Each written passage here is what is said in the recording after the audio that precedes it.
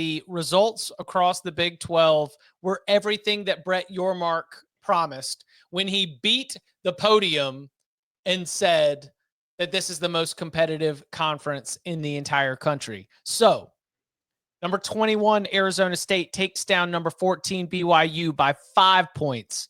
Unranked Kansas takes down Colorado by 16 points.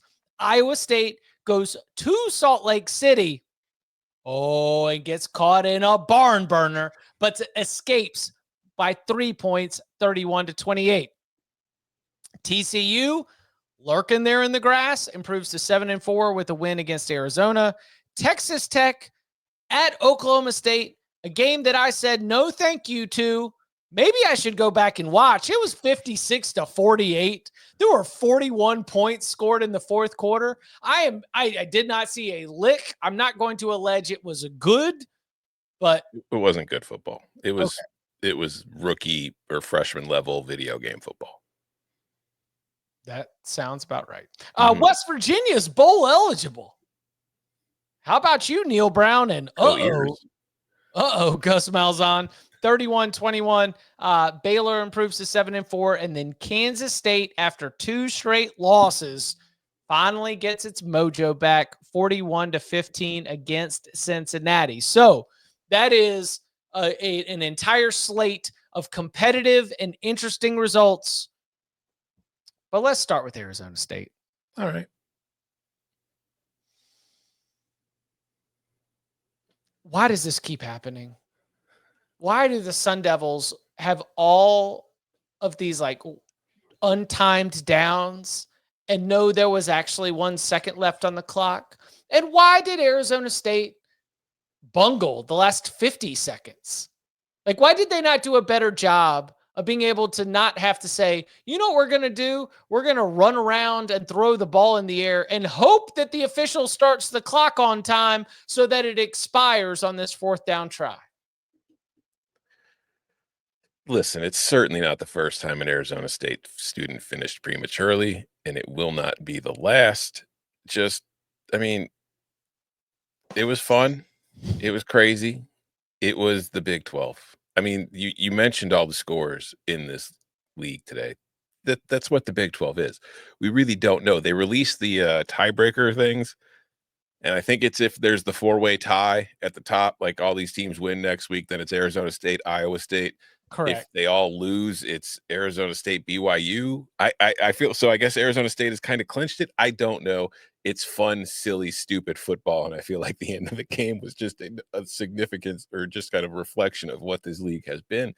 But like Arizona State just is genuinely a fun football team. Like they're well coached. They have confidence.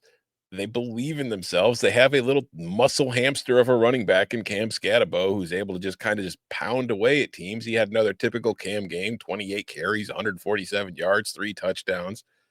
And it just paces everything that they do. And it allows their defense to kind of stay refreshed because their defense is not great. Like they don't have superstars on it, but they're not bad. They're typically in position. They can make plays. They're not going to kill you, but keep them from getting fatigued, give yourself a chance. But even then, we saw in the second half, BYU kind of started chipping away finally, working their way back into the game after being pretty awful on offense in the first half, to be completely honest. But they made it a game. They fought back. But like BYU is just, they're the team that they play a lot of these one-score games, and the coin flips were going their way every week for the first 2 months of the season. Coin flips stopped going their way the last couple of weeks. And that's just how life in the Big 12 is. You have to win coin flips. And Arizona State has won a lot of coin flips lately. BYU hasn't.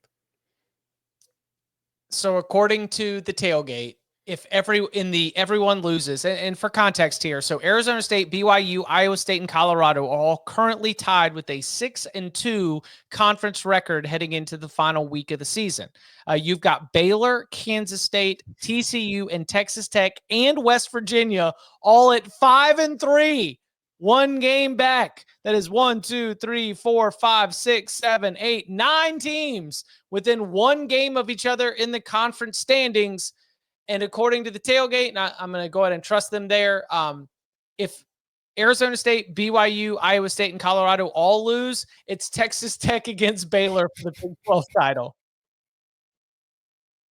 What? I mean, isn't that what we should root for then? No. I want Texas Tech versus Baylor. I want this league to be as stupid as possible. So let's see. The win and in scenario, I think, is Arizona State and Iowa State. I believe so, based on yes. They control, what happens. Colorado did before its loss, but obviously no longer does. What do you make of of Arizona State? It's a good football team. They've got a really good running back. They've got a solid quarterback. They've got a good enough defense. They're in the Big 12. It all works. That's really, I mean, you ask me how any of these Big 12 teams are, they're all the same, except for Colorado because they have Shador and they have Travis. But other than that, they're exactly the same as everybody else in that league too. They're all the same team, Chip. That's why it's a fun league. That's why they will only get one team in, and that's why that team will probably get pantsed. Okay, so that's it. If they're all the same team, they are also all the same team and a step down from everybody else that is looking like they're going to be in the playoffs. You know what? No, I take that back. They won't. There's no guarantee they'll get pantsed. They might get pantsed, but they also, depending on the way other teams are looking right now, they might get a win. Are they going to have a bye? Yeah, because whoever wins this league is going to end up with 2 losses because there's the only way to get in is to win out, right? So, except for the Baylor Texas Tech scenario, which will be fun to root for, but is very unlikely to happen. So, just logistically, the champion's going to be 11-2. I really don't think they're going to put Boise State over an 11-2 Big 12 champ, but they might. Who knows?